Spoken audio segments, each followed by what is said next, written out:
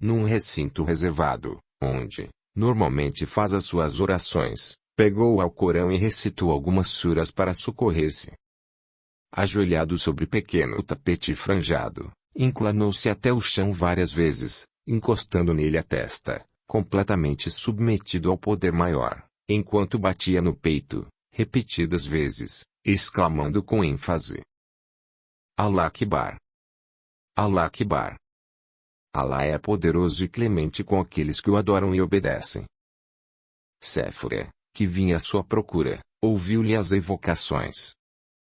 Aborrecida, fez uma careta de desagrado, mas não o interrompeu. Seria ultrapassar todos os limites da paciência do marido, e arriscar-se a sofrer-lhe a fúria. Seu coração, vazio de fé e de amor, desdenha a religião. Sem ser vista, afastou-se. Depois das orações, mais reconfortado, Dário chamou os seus intendentes e iniciou a pauta do dia, naquilo que o mundo lhe exigia, como chefe de uma tribo, pai de família e comerciante bem-sucedido. Espera que tudo volte à rotina, nos preparativos para a grandiosa festa nupcial. De uma forma ou de outra, sofrerá. A filha querida deixará a sua guarda, a sua amorável sombra, em busca de outra vida, outra realidade, junto ao marido e futuramente junto aos filhos, seus netos. A emoção de Dário se intensificou diante de tão caras esperanças e teve que resistir, bravamente, para não cair num pranto sentido que aliviaria, em muito, o seu coração. Confiante em Allah, porém, sacode a cabeça para afastar os receios que, racionalmente, são infundados. Fátima descansa sob o olhar dedicado de Safira. Esta, sentada a um canto, sobre a enorme almofada, toca suavemente e em sons quase inaudíveis, a sua cítara. Damiana, vigilante, já fora ver Fátima, várias vezes. Numa dedicação, incomparável, que chega à abnegação, ela demonstra o seu amor e a sua gratidão à família de Dário. Agora, enquanto se entrega às tarefas domésticas, reflete. Fátima parece ter nascido para provar a sua fé. Tão boa, culta, e bela. A beleza espiritual, nela, encanta mais que a sua notável beleza física. Será que a nossa doce menina realizará os seus sonhos de amor? Intuitiva e pesarosa, ela principia a chorar. Deixando por alguns instantes aquilo que faz, dirige-se aos seus aposentos e ali, fervorosa, faz as suas orações, rogando clemência a Allah. Os mais variados partidos têm rondado a casa de Dário, com vistas a um consórcio. Homens belos e poderosos têm tentado cortejar Fátima, mas jamais despertaram o seu interesse. Só Norimar, enfim, chegou e conquistou-lhe o coração. Muitas vezes, Séfora tentou convencer Dário a usar a sua autoridade paterna para casá-la, o mais cedo possível. Ele, porém, ciente do temperamento da filha, um misto de docilidade e rebeldia, deixou-a, sempre, com as rédeas do seu destino, respeitando a inteligência e o bom senso, indiscutíveis, que desde cedo Fátima revelou. Arbitrária, todavia, Séfora não se cansa de tentar casá-la, com este ou com aquele, para ela, ótimos partidos. Algumas vezes, ela consegue avaliar com justiça, mas, as suas intenções são claras como a água da fonte. Livrar-se da incômoda presença da enteada. Quando Fátima conheceu Norimar e interessou-se por ele, Séfora vibrou de contentamento, afinal, ele é um príncipe. Mas, as coisas não caminharam de acordo com os seus interesses.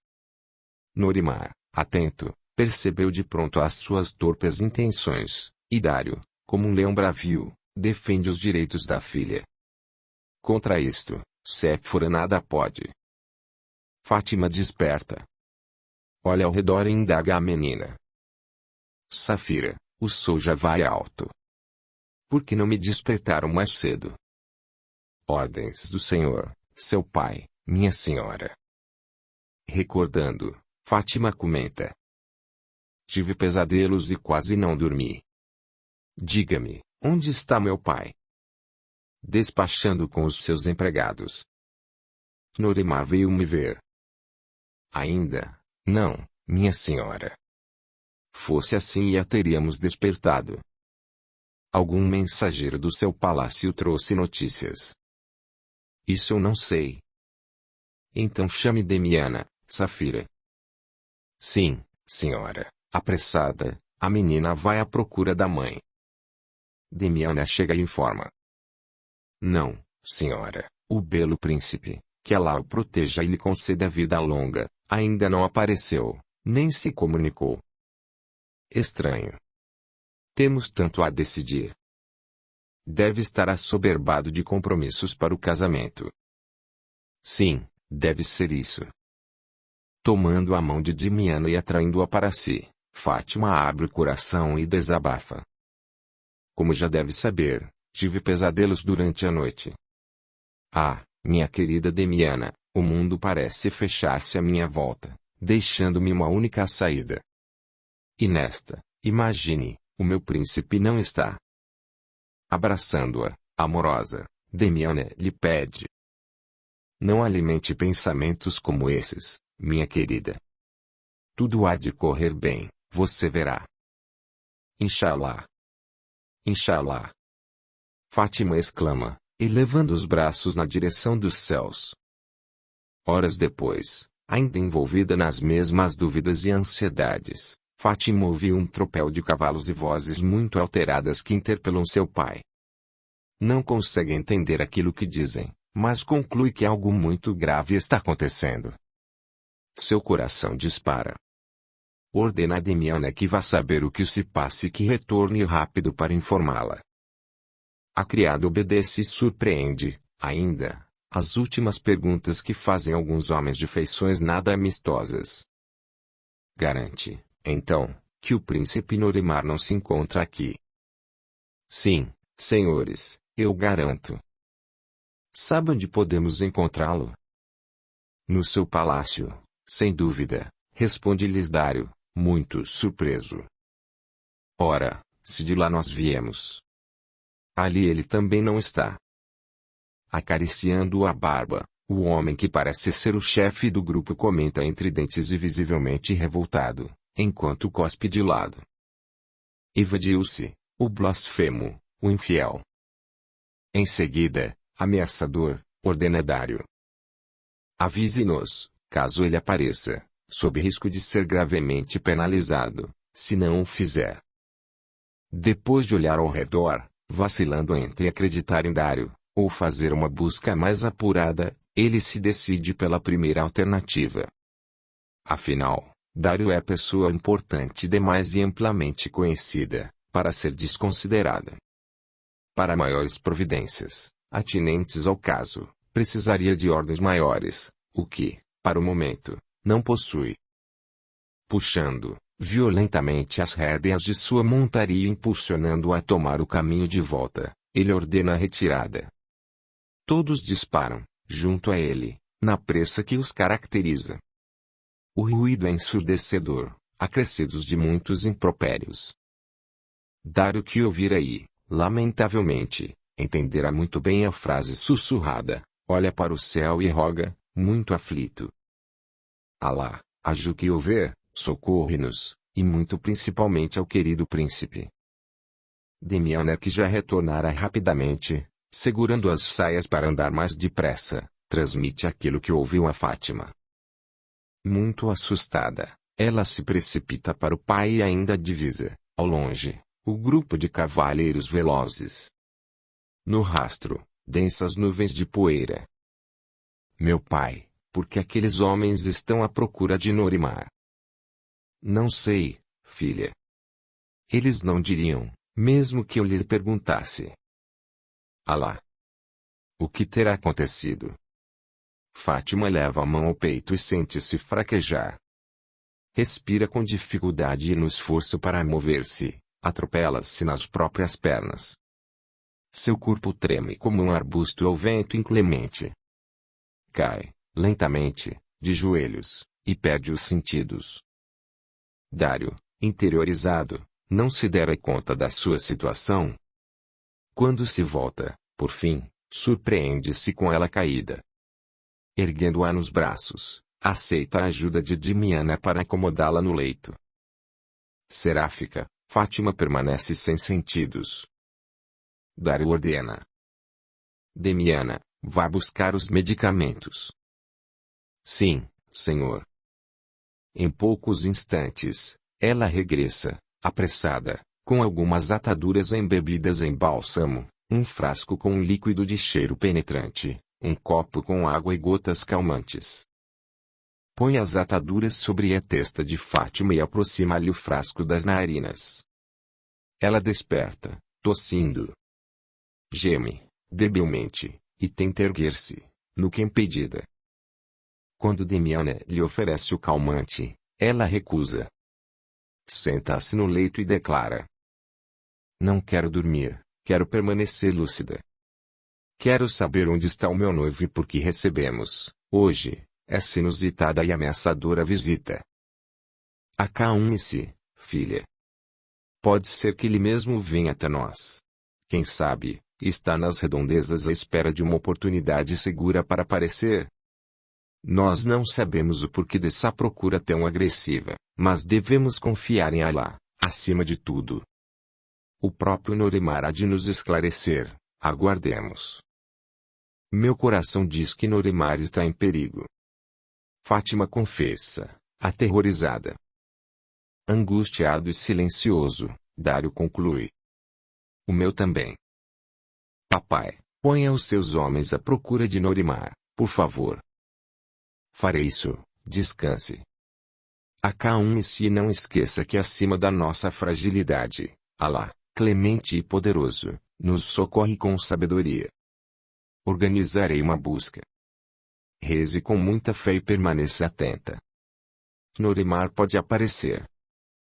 O Senhor, meu pai, nem consegue disfarçar.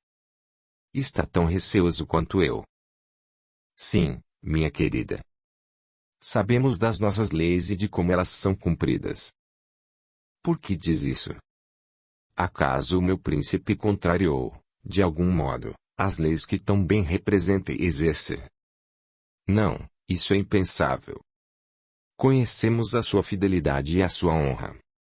Eu devo estar delirando, todavia foi isso que subentendi, meu pai. Perdoe-me, Fátima. A grande preocupação com Norimar me faz dizer absurdos. Mas, com efeito, tudo isso me incomoda demais. O dia das bodas bate à porta. Um momento impróprio para contratempos de qualquer espécie.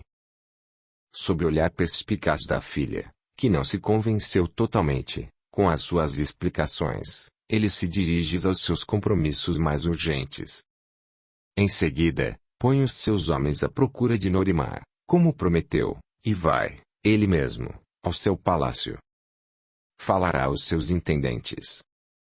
Precisa saber o que, de fato, está acontecendo. Uma vez ali, é recebido com honras pelo intendente-mor do príncipe, Ahmed. Após os devidos cumprimentos, houve a confirmação da ausência do futuro genro. Muito intrigado, pede: Ahmed, por favor, relacione os últimos atos do seu soberano, ontem, pormenorizadamente. Espero encontrar alguma referência, neles, com os fatos que ora nos surpreendem. Convidando-o a sentar-se, Ahmed inicia a sua narrativa. Ontem, pela manhã, ele atendeu normalmente ao seu ministério. Depois, como sabe, foi à sua casa. Nestes últimos dias, em meio às providências, referentes às bodas, Ahmed para de falar, muito emocionado. Dário pode notar que ele também teme pela segurança de Norimar. Ahmed pigarreia, controla-se e prossegue. Em meio às providências, referentes às bodas, como eu dizia, ele tem se desdobrado, num esforço contínuo, a fim de que o evento nupcial seja insuperável, único, inesquecível. No rosto moreno de Ahmed, bem formado e de linhas harmoniosas, reluzem grandes e belos olhos, negros como a noite. Dário sabe da grande amizade que une o príncipe e Ahmed. de classe bem distinta do seu amo. Desde menino Ahmed é a presença, grata, no palácio. Assumindo as funções de monarca, após a morte de seu pai, o rei Nassif, Sua Alteza, o príncipe Norimar al-Jared guindou Ahmed ao posto da sua mais alta confiança.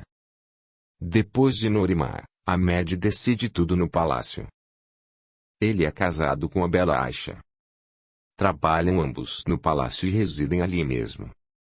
As suas existências giram ao redor da vida do palácio e Norimar não economiza elogios quanto às qualidades do casal e a grande dedicação que os caracteriza. Ahmed prossegue. Quando ele chegou, comuniquei-lhe que alguém o aguardava. Aborreceu-se consideravelmente, ao tomar conhecimento da identidade do visitante. Subiu e banhou-se. Depois desceu e atendeu-o, visivelmente contrariado. Quem era, Ahmed? Dário indaga-lhe, já muito incomodado, prevendo algo que não consegue ainda precisar. Era o Sheik de Bagdá, Barão El-Farid, que se fazia presente, novamente, num curto intervalo de tempo. Dário empalidece e levanta-se de chofre. Olha para o alto e roga auxílio aos céus. Enfim, parece começar a entender o mistério. Ahmed compreende a sua reação. Ambos conhecem, de subejo, essa atétrica personalidade.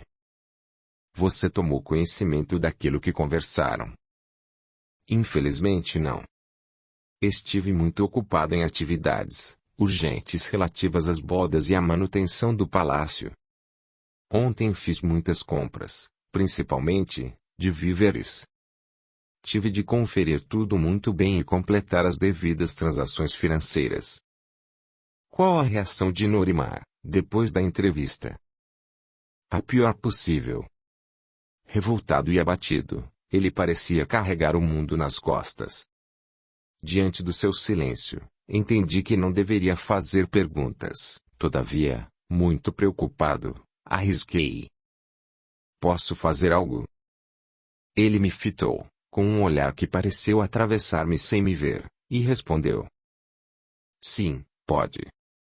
Roga lá por mim, por este sultanato, por todos nós, Ahmed, meu irmão. Os seus desabaram sobre a minha cabeça. Ato contínuo, subiu e encerrou-se nos seus aposentos, incomunicável. Algumas horas depois, subi e tentei ouvir se ele dormia, mas percebi que, inquieto, ele andava pelo quarto.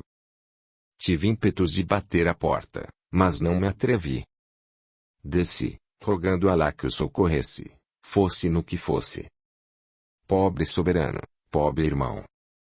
Não consigo atinar com o que houve e pior que tudo, nobre Dário, temo por sua vida. Dário levanta os braços na direção dos céus e exclama.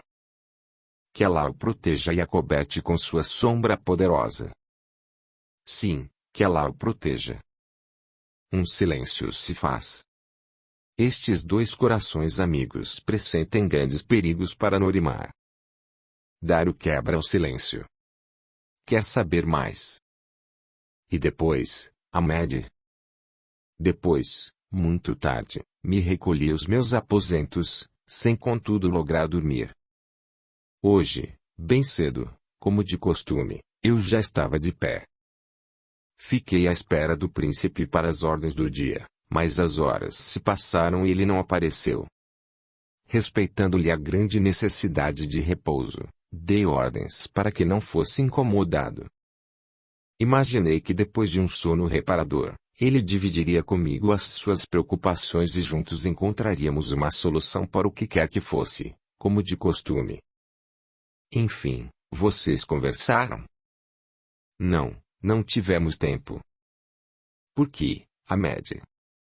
Eu explico, nobre Dário. Incomodado com a sua demora, fui bater à porta dos seus aposentos. Depois de alguma insistência e não sendo atendido, muito preocupado, experimentei a porta e notei que estava apenas encostada. Entrei, mas ele não estava ali. Bati todo o palácio, à sua procura, em vão. Ninguém o vira. Voltei aos seus aposentos particulares e fiz uma avaliação geral. Notei a falta de algumas peças de roupas, geralmente usadas em longas viagens. Perplexo, procurei um ponto de referência nas minhas memórias, algo que pudesse me valer para decifrar aquele ato do nosso soberano e, mais que isso, saber qual o seu paradeiro. Em que momento ele teria saído do palácio? Por que não me comunicou, como sempre faz, e principalmente, por que para que o fizera? Uma esperança socorreu meu coração, ao imaginar que ele tivesse ido à sua casa. Esta esperança, porém, durou muito pouco, porque uma tropa de homens, violentos e revoltados, chegou procurando em meio a exclamações muito desrespeitosas. Em altas vozes, eles me interrogaram e o furor que vi nos seus olhos aumentou em muitos maus presságios do meu coração.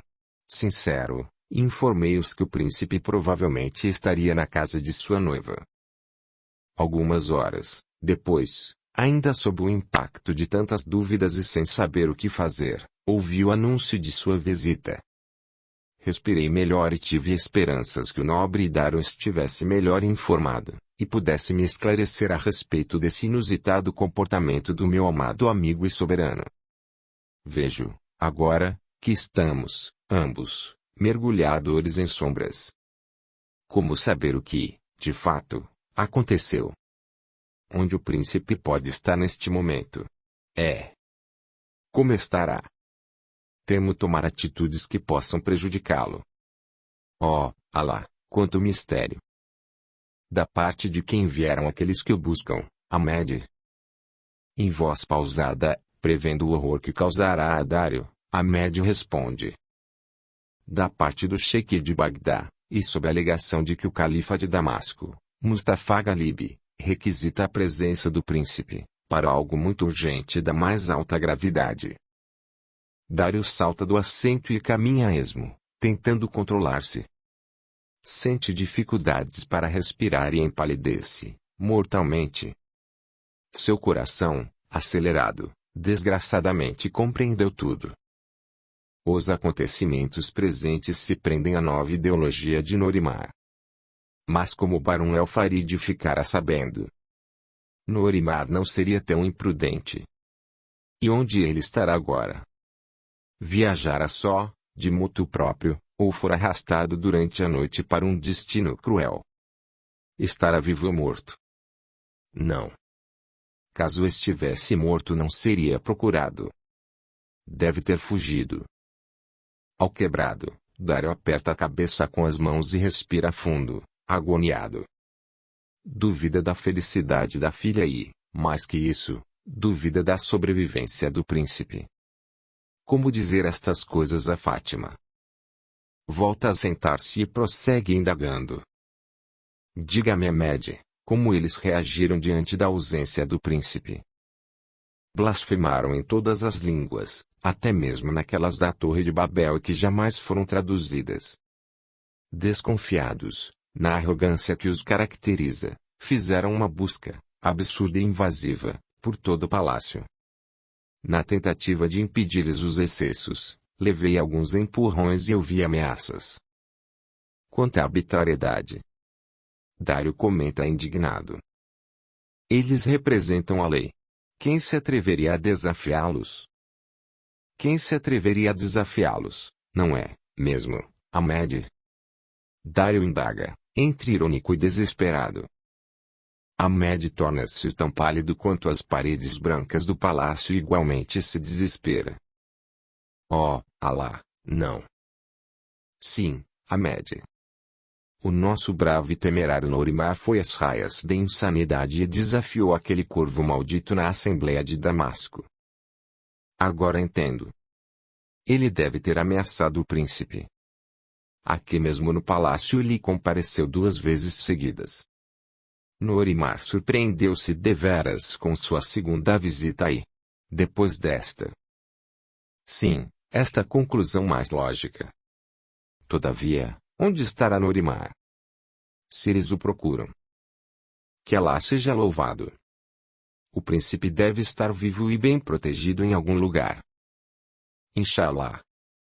Inshallah. Dario eleva as mãos ao alto, agitado, enquanto caminha, muito nervoso. Audiolivro realizado pelo canal Surya Chand Audiobook. Quase a falar sozinho, prossegue. Onde estará Norimar? Provavelmente fugiu. Sim. É o que deve ter acontecido. Ahmed concorda. Antes de vir, organizei uma busca minuciosa. Alguns homens saíram à procura dele, pouco depois da chegada e da partida do mesmo grupo que esteve aqui. Eles têm um roteiro e aguardo-os à noite com os resultados. Desde que eu soube das suas novas ideias, passei a temer por sua segurança. As ideias do príncipe sempre foram muito avançadas, quanto aos conceitos de bem e de mal. Principalmente quanto aos seus deveres para com Allah e para com o seu próximo. Indignado, Dario mal conseguiu ouvir sem interrompê-lo. Ahmed. Por Allah. Devo inferir que você aprova os novos pensamentos do príncipe. Se assim for, posso culpá-lo também por este momento de tão grande aflição. Não, descanse. Jamais incentivei os sonhos de Norimar, nem modifiquei os meus conceitos. Todavia, nobre amigo, posso dizer-lhe com sinceridade d'alma que, ao ouvi-lo nos seus entusiasmos de esperança e de fé, pude, reiteradas vezes, compreender-lhe os anseios. Admiro. Nos conhecemos desde meninos, e pude sempre e bem de perto, louvar-lhe os atos de justiça e de clemência, onde quer que estivesse. Ninguém pode negar-lhe a natural bravura e o caráter adamantino. Tremo ao imaginá-lo numa masmorra ou, quem sabe, já lhe tenho decepado a nobre cabeça. Não. Allah é misericordioso com aqueles que o obedecem. Nosso caríssimo príncipe há de estar bem, responde Ahmed, tão sensibilizado, quanto Dario, recordando, contudo, que o tempo se escoa, rápido. Precisa se movimentar e continuar procurando Norimar. Acredita que ele esteja vivo. Inshallah. Inshallah. Dario exclama, esperançoso e pleno de fé. Despedem-se, comprometendo-se, ambos, a trocar informações, detalhadas e atualizadas, a respeito das buscas. Dario saúda, formalmente, Ahmed. Este, após corresponder à sua saudação, abraça-o, efusivo e respeitoso. Em poucos instantes, Dario monta seu corcel e regressa para casa. O que dirá a filha? Que tipo de informações lhe dará? Será difícil, se não impossível, disfarçar a gravidade da situação. Fátima é muito perspicaz, ágil nas suas conclusões e altamente cobradora com vistas à sinceridade. Espera encontrar os meios e as palavras adequados, para poupá-la das notícias, naquilo que elas têm de pior.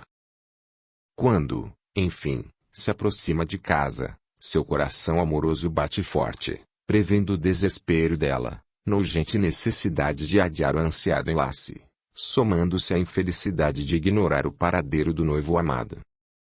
Enquanto Dario esteve no palácio de Norimar, Fátima recebeu a visita de várias amigas, para os rituais, importantes e tradicionais, que precedem as bodas.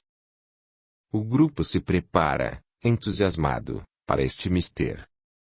As suas alegrias esfuziantes visam o coração palpitante da noiva, o qual estimulam de todas as maneiras. Após algumas tentativas de instalarem os normais procedimentos, com músicas, danças, brincadeiras e os cuidados de beleza da noiva, constataram a impossibilidade de Fátima participar, no momento, por motivos visíveis de saúde. Desculpando-se, educada, ela promete às amigas que as receberá, assim que estiver bem. Preocupadas, elas se foram, augurando-lhe bem-estar e um pronto restabelecimento. Sua maior amiga, Solimar, porém, permaneceu com ela e aguardando um momento propício, indagou-lhe os reais motivos do seu notável abatimento. Por que está assim, minha amiga? Por que este semblante tão pálido e triste? Às vésperas da realização do seu grande sonho de amor. Ah, Solimar, você nem pode imaginar. Parece-me que um mau gênio decidiu torcer o meu destino para fazer-me infeliz. Por certo, os corvos do deserto, negros e carniceiros, crocitam sobre o teto da minha casa. Que horror! O que de tão ruim pode estar acontecendo? Seu noivo é o sonho de todas as mulheres. Seu pai iria buscar as estrelas do firmamento, caso você lhe pedisse. Sua vida é prenhe de esperanças, de felicidade e venturas mil. Diga-me, por favor, o que mudou? Eu lhe direi. A você eu abro o meu coração. Julgo enlouquecer, Solimar, tal meu desespero. Ela esfrega as mãos, uma contra a outra, aflita. O inferno se abriu sob os meus pés e me atrai para os seus abismos. Não diga isso, Fátima. Que Alá a proteja, que sua luz radiosa leve para bem longe estes temores. Inshallah, Inshallah. Os meus sonhos, porém, estão se esfumaçando no ar. Como continuar vivendo? Fátima se dirige à saída e olha ao longe. Seus pensamentos voam na direção de Norimar, e do seu peito escapa um surdo gemido. Amável e compreensiva, Solimar comenta. Conheço-lhe o temperamento, impressionável e sensível. Você pinta com cores muito fortes ou muito amenas tudo aquilo que lhe toca mais de perto.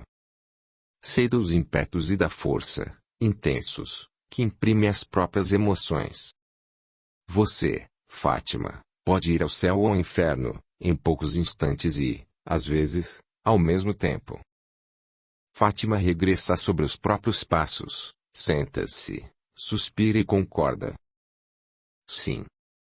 Você me conhece bem. Afinal, crescemos juntas. É exatamente assim que eu sou. Então. Você pode estar exagerando.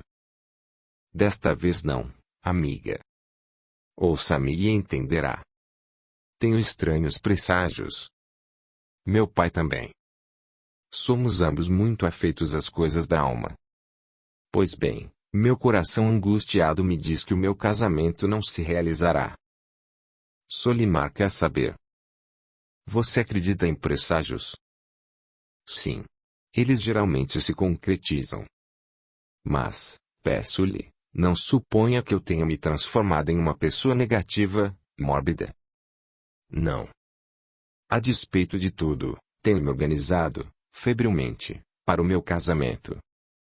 Com a alma em festa, sonho com um futuro venturoso ao lado do meu único amor. Assim, me debato aflita entre a esperança e a dúvida, a certeza de que serei feliz e a intuição de que algo muito ruim pode modificar tudo, trazendo-me desventuras inimagináveis. Tudo ao meu redor parece conspirar contra mim e contra Norimar. Estou de mãos e pés atados, sem nada poder fazer para evitar o mal que se anuncia, mas que por enquanto ainda não mostrou a sua verdadeira feição. Sinto-me tal qual um viajante perdido no deserto que não sabe de onde lhe virão os desafios de vida ou de morte. Silenciando, Fátima pensa no pai. Ele deve regressar do palácio de Norimar, com notícias. Solimar quebra o silêncio. Conte-me tudo, em detalhes, por favor. Sim. O que me atormenta mais, nesse momento, é a ausência inexplicável de Norimar. Ora, Fátima. Ele deve estar assoberbado de compromissos. Mormente, agora, às vésperas das bodas. Ou, quem sabe, viajou inesperadamente. Afinal, suas atribuições são tantas. Há algo mais, Solimar. Hoje pela manhã apareceu aqui um grupo de homens ruidosos e agressivos. Eram representantes da lei e procuravam o meu príncipe. Estavam exasperados e lançaram ao vento, na direção dele, exprobrações desrespeitosas e terríveis ameaças. Solimar fica muito intrigada. Afinal, o seu noivo não é parte representativa dessa mesma lei? Sim. Todavia, concluímos que Norimar está sendo acusado. De quê? Não sabemos, mas deve ser muito grave. Esses homens não respeitaram, sequer a minha casa ou meu pai, ao qual ameaçaram, violentos. Caso Norimar estivesse no seu palácio, eles não teriam vindo procurá-lo aqui. Agora, as horas passam, inexoráveis, e ele não aparece. Agora compreendo. E seu pai, onde está? Foi ao palácio falar a Med, intendente-mor do príncipe. Fátima silencia. No rosto, uma expressão de angústia. Penalizada, a amiga abraça e aconselha. AK1C, minha cotovia. Alá, por certo, cuidará do seu noivo. Não se desespere. Anseio pelo retorno de meu pai. Por notícias. Confie, Fátima.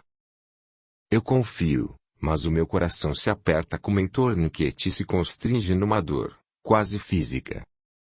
Temo o futuro, Solimar, naquilo que ele prenuncia de renúncia, de dor. Ora, Fátima, você anda muito depressa. Clamemos por ventura. Senorimar. Impossível. Com ele. Alá sabe de tudo, aguardemos. Num longo suspiro, Fátima se solta, delicada, do abraço da amiga, e caminha pelo aposento, desanimada. Ajoelha-se sobre as grandes almofadas que se espalham sobre o tapete e solta o corpo. Deita-se e encolhe-se, sobre si mesma, como um feto no ventre da mãe. Aparentemente esquecida daquilo que a cerca, ela se lamenta sozinha, enquanto Solimar, sem saber o que fazer, ouve-lhe as queixas. Como eu gostaria de estar nos braços de minha mãe, neste momento. Ela se foi, tão cedo. Oh, Alá, que falta ele me faz. Solimar corre. Todavia, a vida lhe deu um pai dedicado que a substituiu brilhantemente. Tem razão. Sou má e ingrata, não é? Você jamais será má, Fátima. Você é luminosa como a estrela da manhã e generosa como o sol que concede vida à terra. É a fonte límpida que de sedento viajor perdido no deserto, aventura maior de seu pai e do seu noivo. Sorrindo, levemente, Solimar acrescenta, orgulhosa. E é, também, a minha mais querida amiga. Agradeço-lhe, amiga do coração, por tudo. Perdoe-me a fraqueza, peço-lhe. Estou no limite das minhas forças. Seu corpo se agita sob o impacto do pranto que se inicia. Inclinando-se sobre ela, Solimar toca-lhe os cabelos, acarinha-os, e pede. Tenha fé, Fátima. Alá os protegerá todos. Observando-lhe, porém, a crise de choro que aumenta e se intensifica, chamada Miana. Esta traz gotas calmantes numa xícara de chá adoçadas com mel.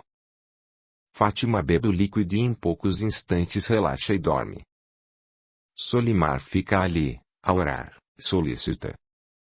Ao chegar, Dário é informado que a filha está dormindo. Saúda, fraterno, a Solimar, e dirige-se aos seus aposentos. No seu abatimento físico e na sua expressão, Demiana conclui sabiamente que as prováveis notícias não são boas.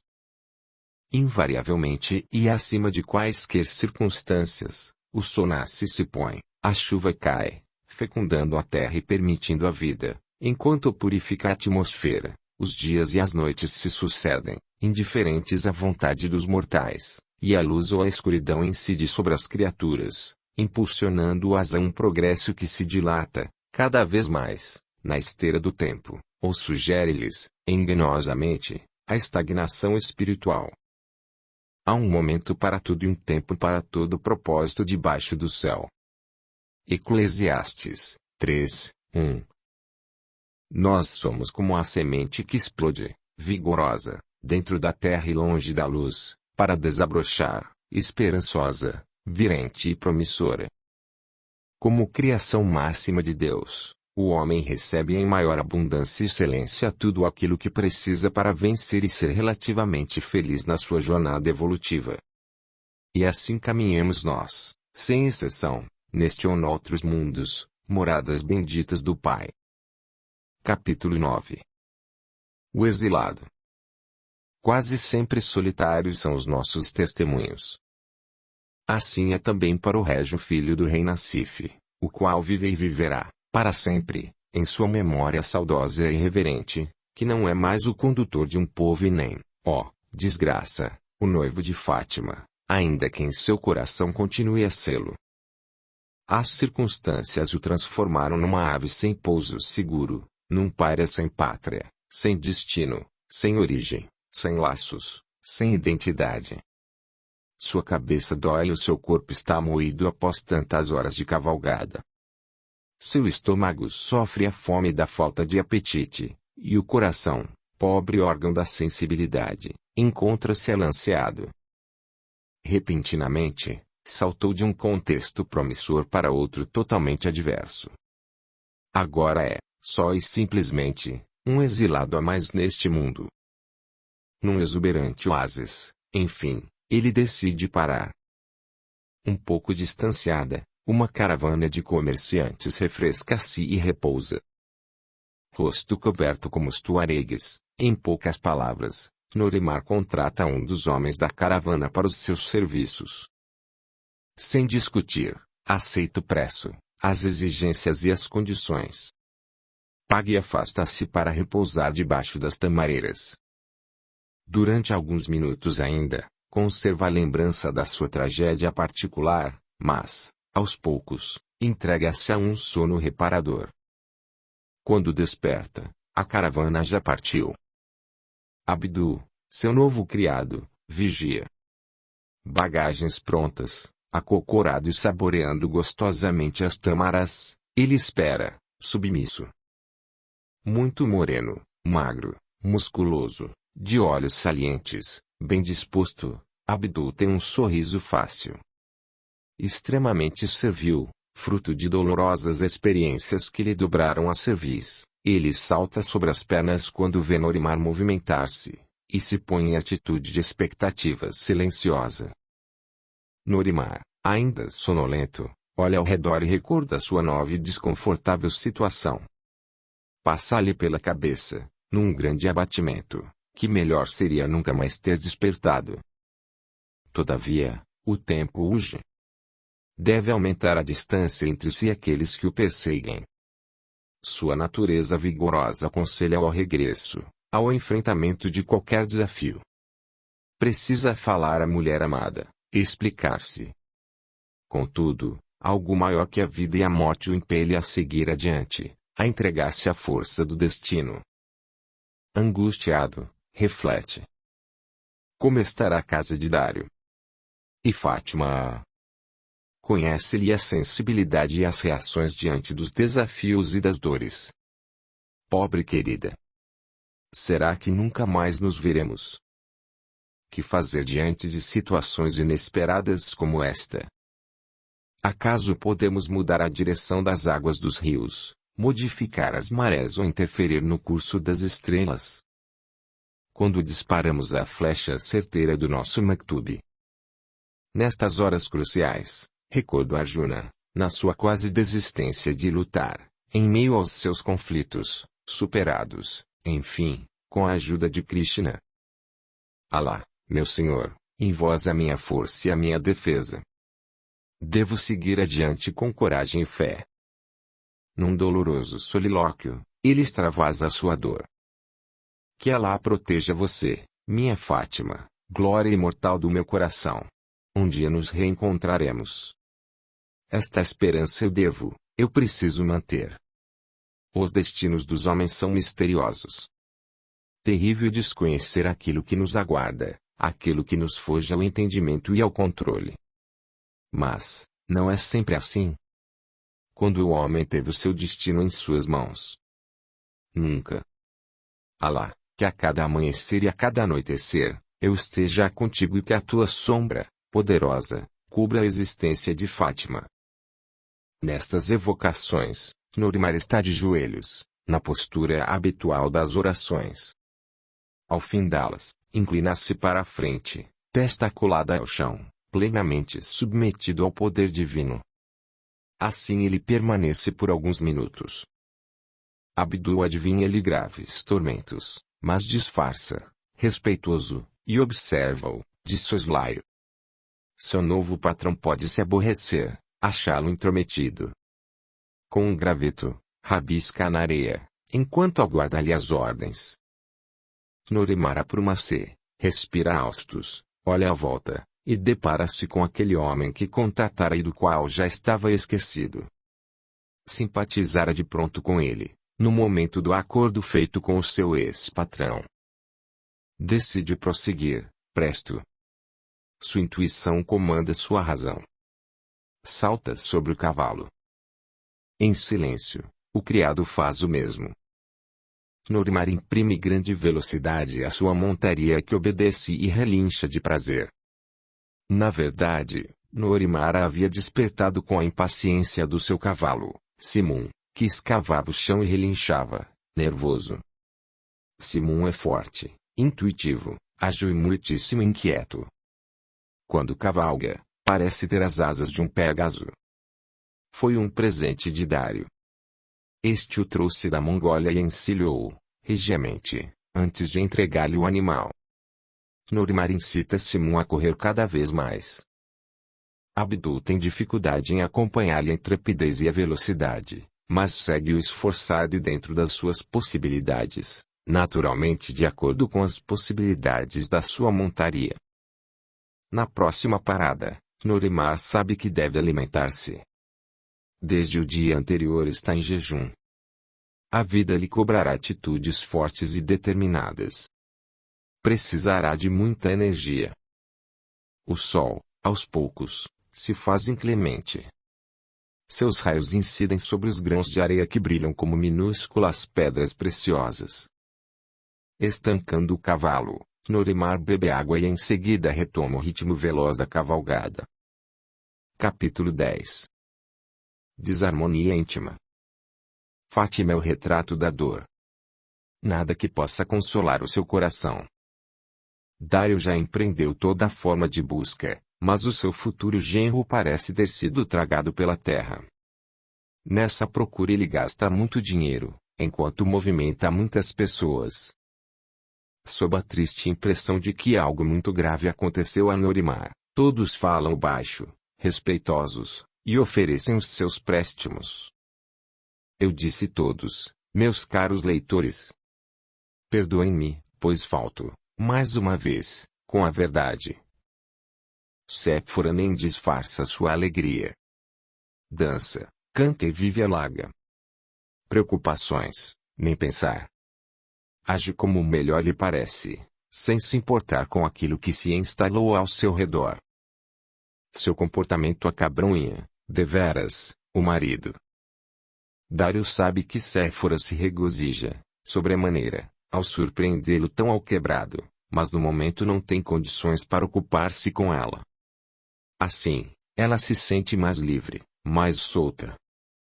Após a negociação com o Sheik de Bagdá, Barão El Farid, ela e Selik estão muito bem, em ótima situação financeira. Com o desaparecimento do príncipe, não houve acareação.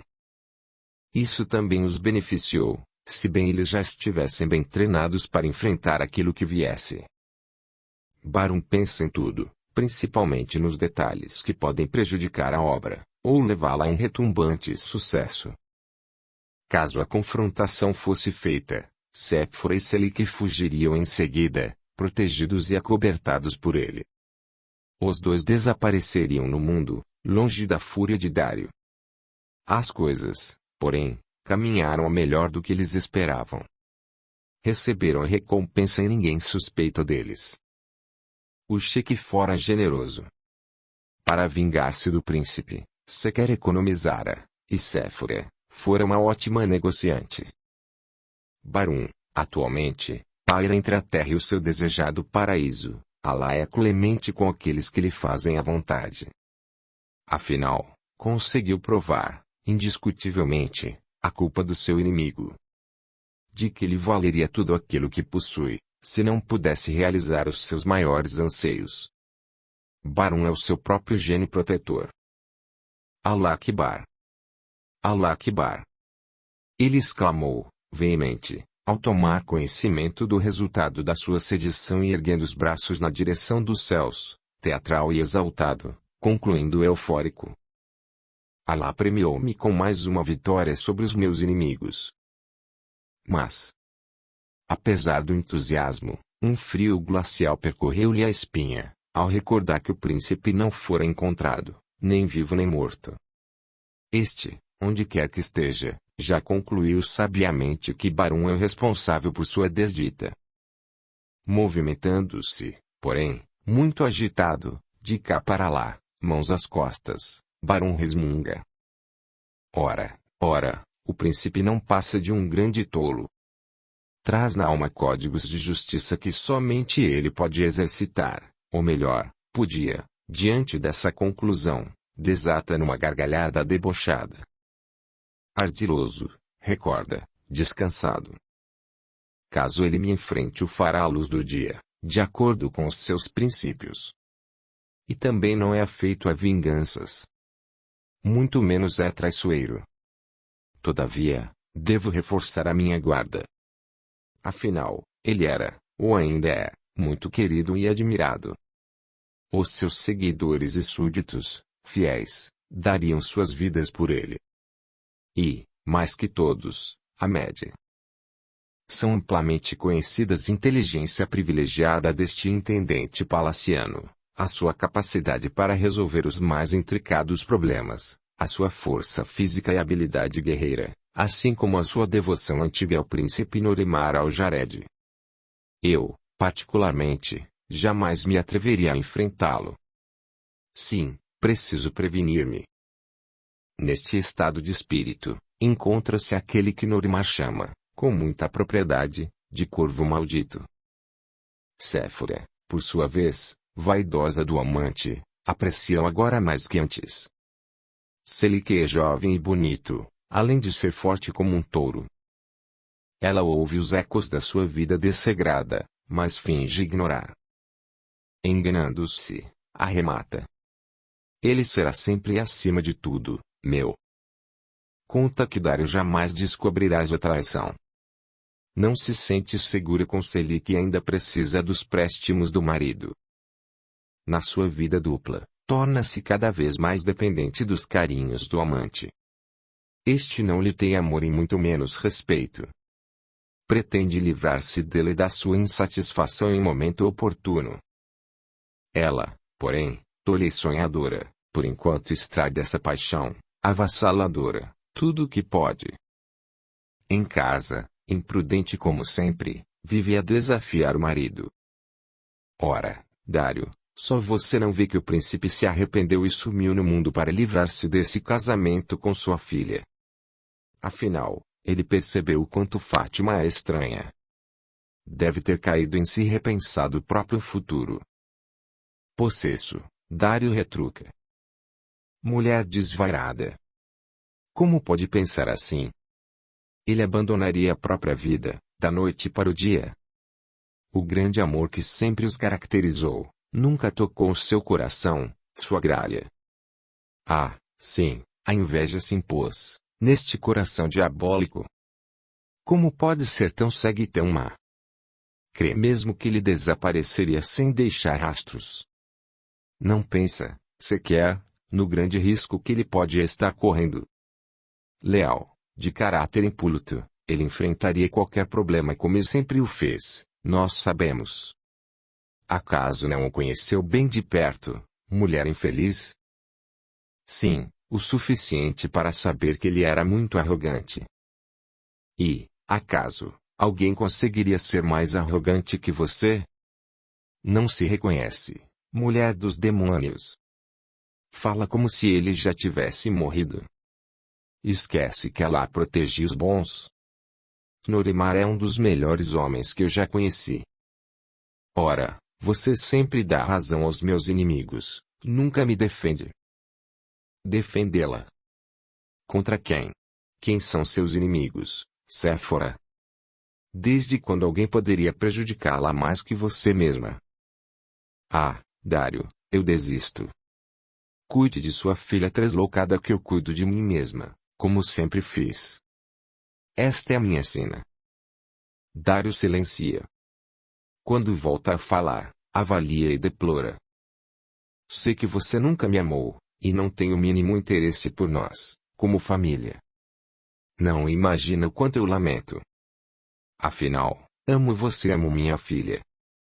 Por que não consegue abrir o seu coração e ver-me de outra forma?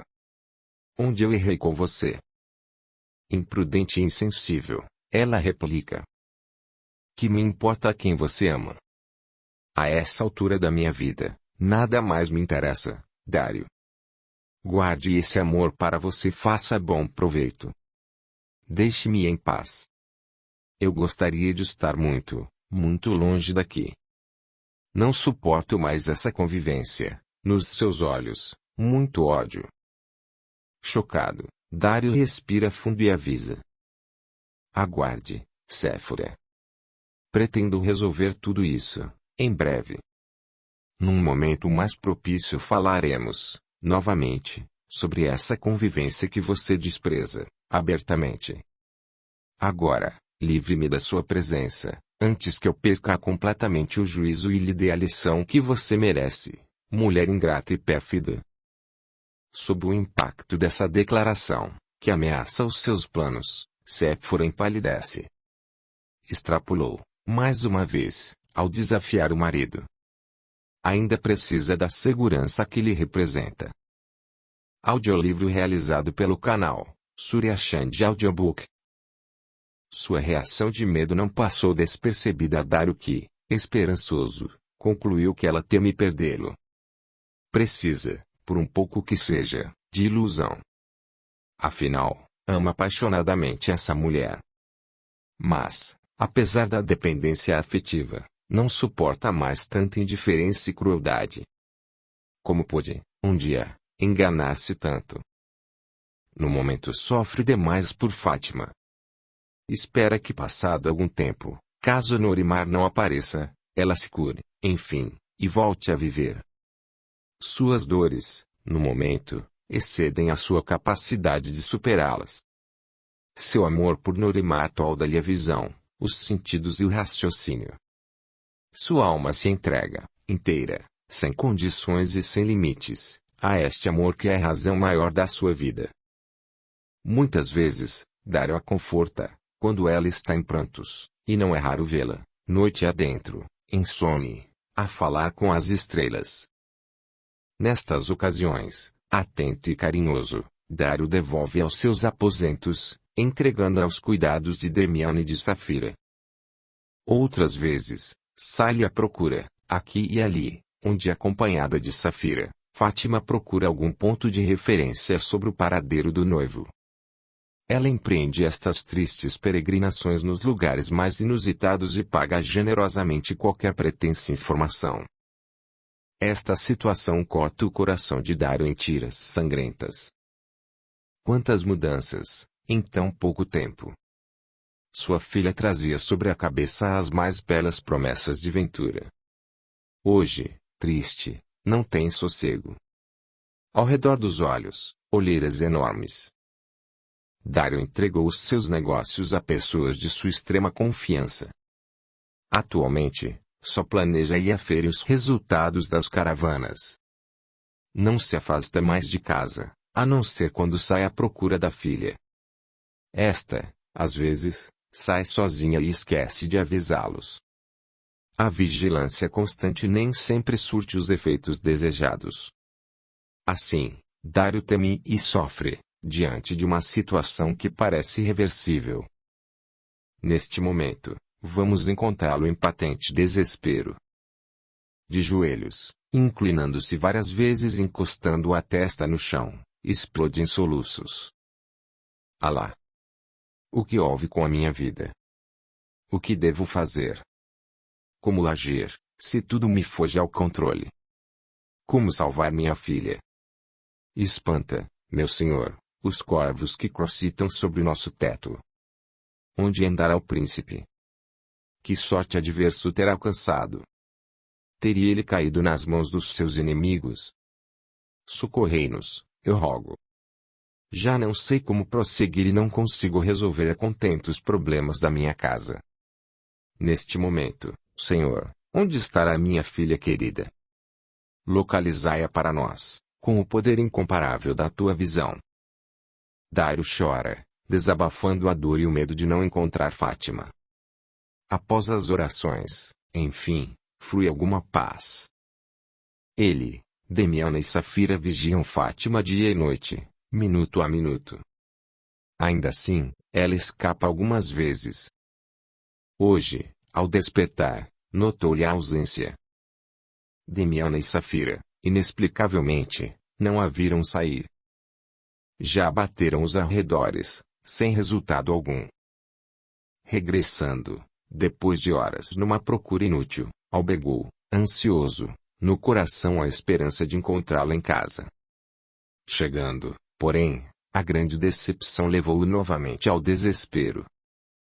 Exasperado, clama por todos os empregados, e empreende uma nova busca. Séfora, como sempre, não está em casa. Quando inquirida, a respeito das suas constantes saídas, responde que não consegue viver num cemitério, e acrescenta, indiferente, que precisa sentir-se viva, e por isso sai para fazer visitas, compras, ou, simplesmente, para caminhar. Sofrendo os suplícios do inferno, Dário se movimenta, sem resultados, à procura de Fátima. O coração, porém, lhe diz que ela será encontrada. Após uma frugal refeição, sai novamente. Espera que ela não tenha se distanciado demais. Ele ignora que ela decidiu procurar sem descanso seu príncipe, só regressará quando tiver algum ponto de referência. Obstinada por natureza, Fátima às vezes torna-se temerária. Alcançando o centro de Jerusalém, Dário apeia do seu alazão e percorre as ruas apinhadas de gente àquela hora. Recorda, sofrido, o quanto lamentou a expectativa da sua ausência, após o casamento. Hoje, daria tudo para que ela já estivesse casada e segura ao lado do marido. Depois de horas infrutíferas, suado em bicas, pés ardendo, corpo dorido, ele percorre as ruas de um mercado muito concorrido, e se depara com um círculo de curiosos, ao redor de algo que não identifica. Coração descompassado, as têmporas latejando, ele divisa um corpo caído ao chão. Precipita-se, de pernas bambas, em patente horror, e sem muito jeito ou delicadeza, empurra aqueles que lhe barram a passagem. Em pânico, Dário se depara com a filha. Caída, desfeita, lábios entreabertos, cabelos colados no suor do rosto, corpo amolecido, sem condições de defesa ou reação. Ela geme, debilmente, quando ele a toma nos braços, soluçando de dor e de piedade, no seu extremado amor. Tocando-lhe a testa, percebe que ela arde em febre. Ignorando o cavalo, carrega até uma carroça e embarca, com o seu precioso fardo. Abraçando-a, em transportes de carinho, diz-lhe palavras carinhosas, procurando tranquilizá-la. Ela parece ouvir, mas os seus olhos giram nas órbitas, incapazes de fixar-se no semblante paterno. Minutos depois, num profundo suspiro, ela se aquieta. Dário ordena ao cocheiro que o leve ao consultório de um médico famoso, seu particular amigo, em Jerusalém. Além de atendê-la e medicá-la, o médico prescreve-lhe um tratamento longo e intenso. Suas forças, físicas e morais, estão no limite. Sentindo-se melhor, mas incapaz de expressar-se, tal a sua fraqueza, e sem compreender muito bem o que se passa, Fátima sorri para tranquilizar o pai e de algum modo desculpar-se. Chegando em casa, após acomodar a filha, Dário convoca a Damiana. Esta, pálida e chorosa, comparece. De cabeça baixa, envergonhada, ela ouve. Responda-me, Damiana. Porque nas suas horas de vigília, irresponsável sei que você é, Fátima tem nos escapado algumas vezes. Rogo-lhe que me perdoe. Confesso que me empenho em vigiá-la, mas, ultimamente, não tenho conseguido. talvez eu esteja doente. Se algo acontecer à minha menina, nunca me perdoarei. Encontrou-a, senhor? Diga-me, antes que meu coração pare de bater no peito e o meu juízo se escureça de vez. Por Alá. Sossegue, Damiana. Não fique assim. Encontrei-a no centro de Jerusalém, em meio a gente de toda a espécie, no mercado público. Graças a Alá, ela bate no peito com estrondo, inclinando a cabeça reverente e repetindo a frase várias vezes. Sei da sua dedicação a Fátima, mas, a partir de hoje, tomarei a frente de tudo que diga a respeito a ela. Infelizmente, perdi a confiança em você. Sim, senhor, perdoe-me. Com as mãos sobre o coração, em prantos, Damiana treme como se estivesse exposta a um frio glacial. Está bem, acalme-se, que não quero mais uma doente em casa. Certamente não sou ingrato e muito menos insensível. Vejo seu cansaço, desde que minha filha se desequilibrou. Sua extrema dedicação a todos nós é inquestionável. Atualmente, você vem assumindo, corajosa, as atribuições de Séfora na rotina das nossas vidas e tudo caminha muito bem. Concluo que a exaustão física responde por sua atual incapacidade de vigiá-la. Os anos já lhe pesam também. Em verdade, estamos todos sob dolorosa pressão emocional. Obrigada, Sr. Dário. Onde ela está? Nos seus aposentos. Praza aos céus ela se cure logo. Precisamos, também, cuidar da sua saúde, Damiana. Vá ao médico. Isto é uma ordem. Quero vê-la bem. Para os encargos mais urgentes da casa, incumbirei outra serva, por enquanto, a fim de que você possa recuperar-se. Farei como ordena, Sr. Dário. Brevemente estarei muito bem e poderei, enfim, retomar completamente as minhas obrigações que são a minha razão de viver. Para nós, Damiana, você é uma das maiores alegrias dessa casa. Que ela a abençoe e a cubra com a sua sombra poderosa. Que ele nos proteja a todos, sempre. Principalmente a Fátima que precisa superar-se diante do sofrimento atroz, no qual está mergulhada. Pobrezinha. Assim será. Dário responde, já alheio e distanciado, imerso nos próprios pensamentos. Sofre pela filha e teme pela sorte de Norimar, indagando-se, inutilmente, sobre o seu paradeiro. Pobre rapaz. O quanto eu gostaria de poder ajudá-lo. Incomparável, o amor dele de Fátima. Qualquer um gostaria de ter, um dia, amado assim. Amei plenamente a mãe de Fátima, e apesar dos pesares, ainda amo Séfora, mas amor igual ao deles eu nunca vi. Que Alá os abençoe, permitindo-lhes o reencontro e a felicidade que almejam. Amor como este é sagrado na terra e no céu. Entre estes e outros pensamentos, Dário analisa o trabalho que o aguarda nas providências atinentes aos seus negócios. Capítulo 11. Saudade. Anos se passaram, sem modificar o estado de tristeza e abatimento de Fátima. Ainda aguarda o noivo que nunca mais voltou e vive mergulhada em muita saudade. O que mais dói? Não saber para onde, quando, e por que ele partiu, sem deixar rastros. Estará vivo. Seu coração lhe diz que sim. Dário perdeu muito do seu dinamismo e entusiasmo. As caravanas, cada vez mais frequentes e concorridas, ocupam-no bastante, mas o extremado zelo com a filha modificou a sua rotina de vida. Nesse momento, enquanto descansa das aferições comerciais, reflete. Por onde andará Séfora? Mulher insensível e ingrata. Tenho quase certeza da sua participação na desgraça que se abateu sobre Norimar. Se ela for culpada, deve ter cúmplices e certamente contou com alguma autoridade poderosa do Islã, talvez, o próprio Sheik de Bagdá, Barão El-Farid.